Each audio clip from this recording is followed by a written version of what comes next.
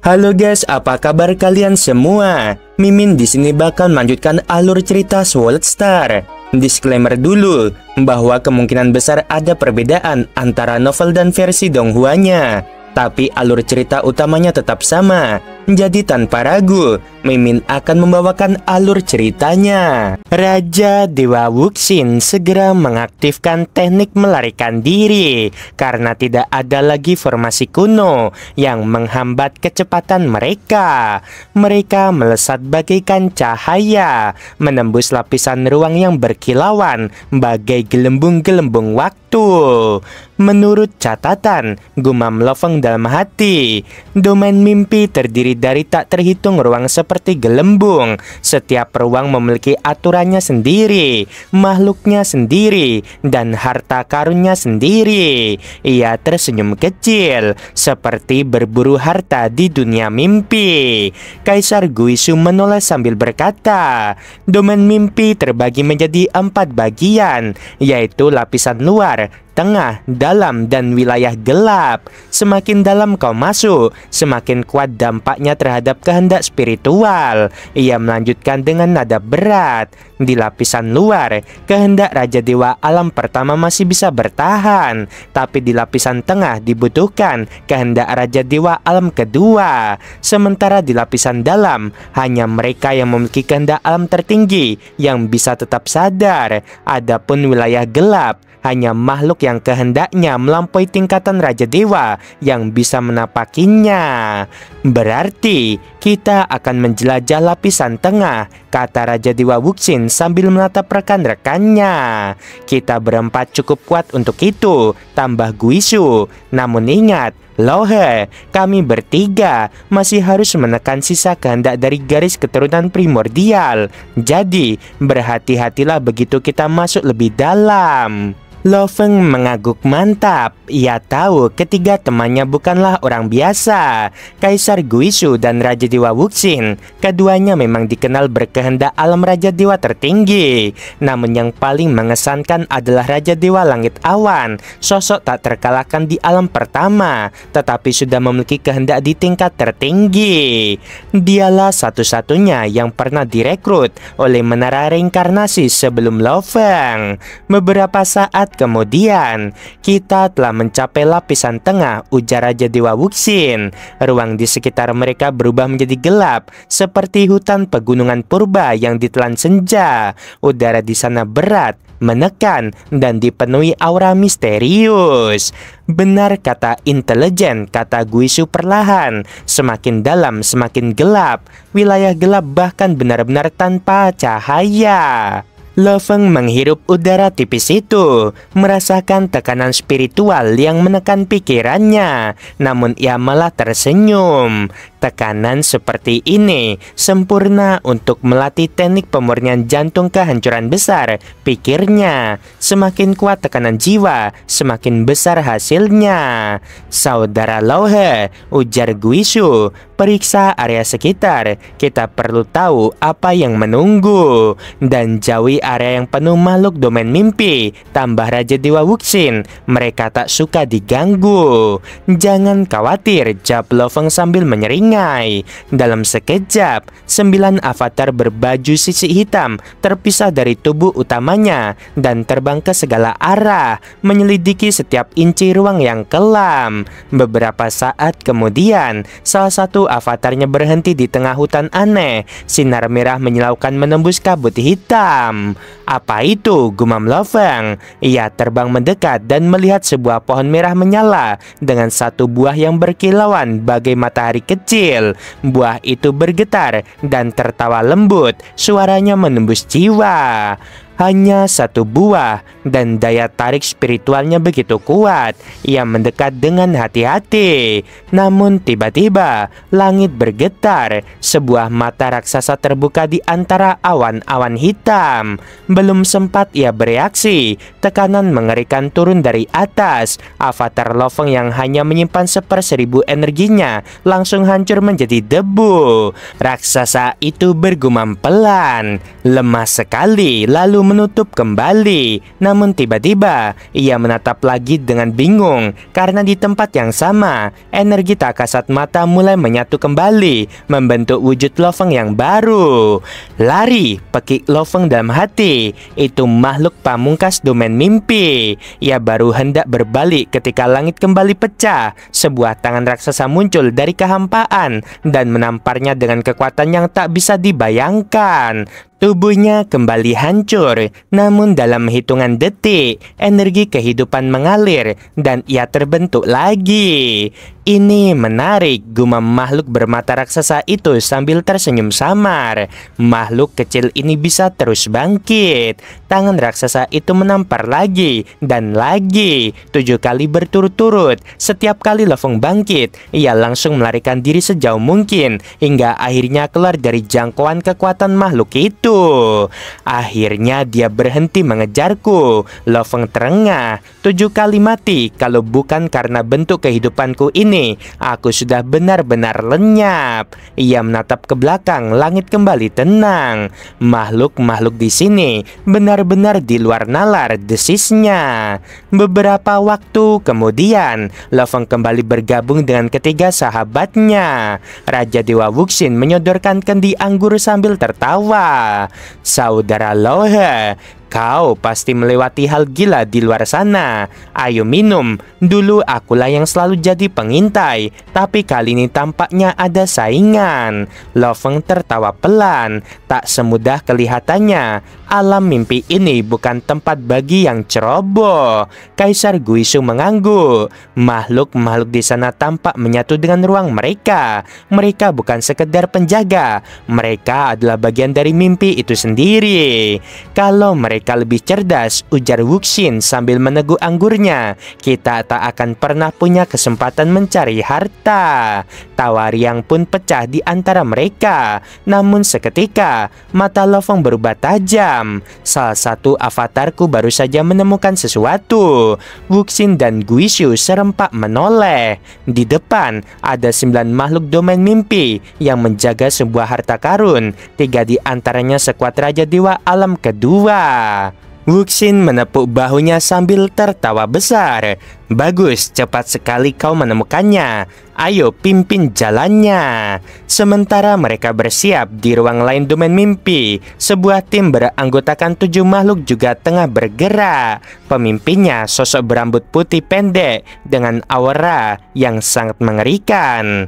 Ruang ketujuh yang kita jelajahi, katanya datar. Ada 3 makhluk alam tertinggi di sini dan 7 wilayah berbahaya lainnya. Jauhi semuanya. Peta bercahaya muncul di udara. Jiuyu panggilnya. Baik, kepala istana, jawab seorang wanita bersayap, lalu membelah diri menjadi ratusan bayangan yang menyebar ke segala arah. Mereka adalah pasukan dari Istana Dua Alam, kekuatan asing dari luar tanah asal, dan kini mereka juga memburu rahasia yang tersembunyi di dalam domain mimpi. Lo Feng menatap jauh ke depan. Di hamparan kabut lembut yang bergulir perlahan, tampak beberapa bunga ungu bergoyang lembut, memancarkan cahaya samar yang menari di udara, bagaikan bintang-bintang kecil yang jatuh ke bumi. Harta karun yang dihasilkan alam mimpi ini benar-benar luar biasa, ujar Kaisar Guishu. Suaranya tenang namun penuh wibawa. Itu adalah bunga alam hati ungu. Setiap kelopak bernilai 3 juta poin merit. Aku menghitung ada 7 di sana. Itu nilai yang besar, gumam Raja Dewa Wuxin sambil menyempitkan mata. Tapi di mana para penjaganya? Lo Feng mengangkat tangannya dan menunjukkan pada kejauhan. Di sekitar bunga-bunga itu, pohon-pohon besar yang tampak biasa sebenarnya adalah makhluk hidup. Ada 9 di antaranya. Begitu kita mendekat, mereka akan menyerang. Kaisar Guishu mengangguk pelan. Menghadapinya tidak sulit, tapi kita harus berhati-hati agar tak merusak harta karunnya. Seperti yang sudah disepakati, saudara Wuxin dan aku akan menyerang dari depan. Lauhe, kau lindungi harta itu. Baiklah, jawab mereka hampir bersamaan. Lo Feng menarik napas panjang. Ia sadar, dibandingkan dengan dua tokoh besar itu, tekniknya masih jauh, tapi ia punya keunggulan lain, banyak avatar, dan daya tahan luar biasa. Itulah perannya di sini. Bertindak sekarang, perintah Kaisar Guishu. Dalam sekejap, keempatnya berkelebat bagai bayangan. Tubuh mereka menyatu dengan ruang, muncul dan lenyap dalam riak-riak cahaya samar alam mimpi. Namun saat mereka mendekat, udara bergetar. Aturan tak kasat mata muncul dan menampakkan mereka. Pohon-pohon di sekitar bunga ungu menggeliat hidup. Cabang-cabangnya berubah menjadi tangan raksasa. Akar-akar mencuat dari tanah, berusaha melilit mereka semua. Bagus sekali, benar-benar seperti yang kukira, desis Lo Feng sambil mengerahkan kekuatan dunia untuk bertahan. Sementara itu, kabut ungu menyebar dari arah Raja Dewa Langit Awan. Racunnya tak berbau, tak berwarna, namun menggerogoti tubuh dan jiwa makhluk-makhluk pohon itu. Jeritan samar terdengar ketika kulit batang mereka mulai berlubang dan hancur. Itu racun yang mengerikan, gumam Lo Feng ngeri. Ku dengar racun ini bisa menghabisi jiwa seketika. Bahkan Raja Dewa dari negara kuno Guntur mati karenanya tanpa sempat bereinkarnasi. Itu benar, ujar Raja Dewa Langit Awan dengan nada datar. Racun ini berasal dari garis keturunan primordial. Tidak ada obat untuknya. Saat racun itu melemahkan 9 makhluk pohon, Kaisar Guishu melangkah maju. 8 lengannya muncul bersamaan, masing-masing memegang senjata yang berkilau cahaya petir, api, darah, dan air. Dalam sekejap, 3 makhluk pohon raksasa hancur menjadi abu. Sementara Raja Dewa Wuxin menebas 6 lainnya dengan pedang tipisnya. Setiap ayunan meninggalkan jejak kilatan yang memotong dunia itu sendiri. Lo Feng menahan gelombang energi yang tersisa, melindungi bunga-bunga ungu agar tak tersentuh. Luar biasa, pikirnya kagum. Serangan Guishu saja sudah cukup untuk menyanyi alam kedua Raja Dewa, dan itu belum jurus pamungkasnya. Ketika semuanya berakhir, Kaisar Guishu menatap bunga-bunga itu dan tersenyum. Cukup mudah, 7 bunga alam hati ungu berkualitas tinggi. Wuxin, kau yang petik. Raja Dewa Wuxin mengangguk dan dengan hati-hati memetik ke-7 bunga itu satu demi satu. Saudara Lohe, katanya sambil tersenyum pada Lo Feng, semua ini berkat pengamatanmu. Kalau terus begini, kita akan pulang dengan harta berlimpah. Lo Feng tertawa kecil. Aku hanya melakukan bagianku. 9 avatarku sudah cukup sibuk di luar sana mencari lokasi lain. Mereka melanjutkan perjalanan dari satu ruang ke ruang lain di alam mimpi. Dalam setiap ruang, harta karun baru ditemukan dan poin merit menumpuk dengan cepat. Namun di balik kejayaan itu, bahaya selalu mengintai. Di kejauhan, di sisi lain hutan mimpi, seorang pria berambut putih berdiri di atas batu kristal biru. Tatapannya tajam menembus kabut ungu yang menyelimuti ruang itu. Ini tim dari Menara Reinkarnasi, katanya dengan nada dingin, dan salah satunya adalah Guishu. 6 Raja Dewa Alam kedua di belakangnya menatap dengan murka. Mereka lagi, desis salah satu dari mereka. Kepala istana berambut putih tersenyum sinis. Kali ini kita beri mereka kejutan. Jiuyu, pancing sekelompok makhluk alam mimpi ke arah mereka. Biarkan para makhluk itu melemahkan mereka dulu, lalu kita serang, habisi semua tubuh sejati mereka. Wanita bersayap di sampingnya tersenyum puas. Serahkan padaku, Tuan Istana. Aku akan pastikan mereka menyesal pernah datang ke sini. Beberapa hari kemudian, Lo Feng dan ketiga rekannya tengah bersantai di tepi danau biru bening. Angin lembut berhembus membawa aroma manis bunga ungu. Tinggal beberapa ruang lagi, kata Guishu sambil menuangkan anggur. Setelah itu, kita bisa keluar dari lapisan tengah alam mimpi. Ya, jawab Lo Feng. Tapi harta berikutnya dijaga lebih ketat. Beberapa bahkan dilindungi oleh suku makhluk alam mimpi dari alam tertinggi. Dan tiba-tiba, sebuah bayangan meluncur dari langit, disertai kilatan tajam. Seorang wanita bersayap muncul dari kehampaan, memegang batu hitam besar yang bergetar dengan kekuatan aneh. Kaisar Guisu langsung berdiri. Itu istana dua alam, katanya datar. Sepertinya tamu tak diundang datang. Wanita itu tersenyum licik. Aku membawakan kalian hadiah. Batu hitam di tangannya hancur, dan dari retakannya muncul ratusan monster batu raksasa. Meraung penuh kebencian, udara bergemuruh, dan warna langit berubah merah darah. Raja Dewa Wuxin mencabut pedangnya.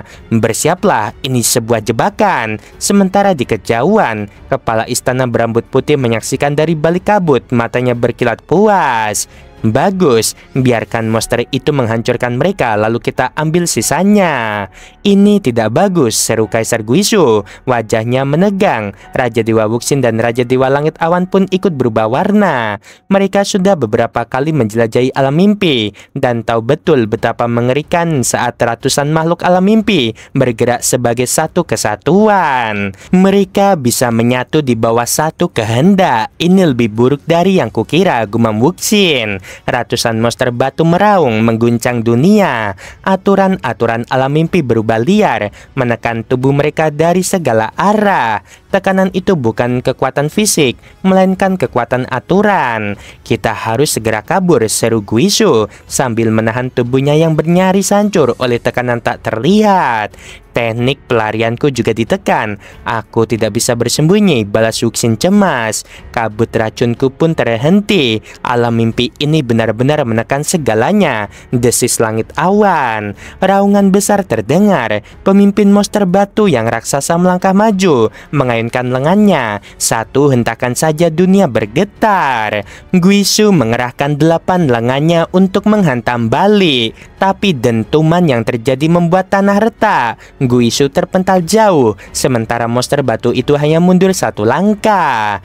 Jangan hadapi langsung, kekuatan pemimpinnya seimbang denganku, teriak Guisu. Pedang Wuxin berkilat, menciptakan bayangan tak terhitung jumlahnya, menghujani makhluk-makhluk batu itu. Namun hanya sedikit yang tergores. Lebih dari 300 makhluk, 92 di antaranya setara dengan Raja Dewa Alam kedua, ucap Wuxin dengan nada berat. Ini kelompok yang mengerikan. Dari kejauhan, kepala istana dua alam menyaksikan dengan senyum tipis. Menara reinkarnasi akhirnya mendapat ganjaran. Monster alam mimpi akan menghancurkan mereka. Sementara itu, di tengah kekacauan, Lo Feng berdiri diam. Tatapannya menajam seolah menebus lapisan aturan dunia.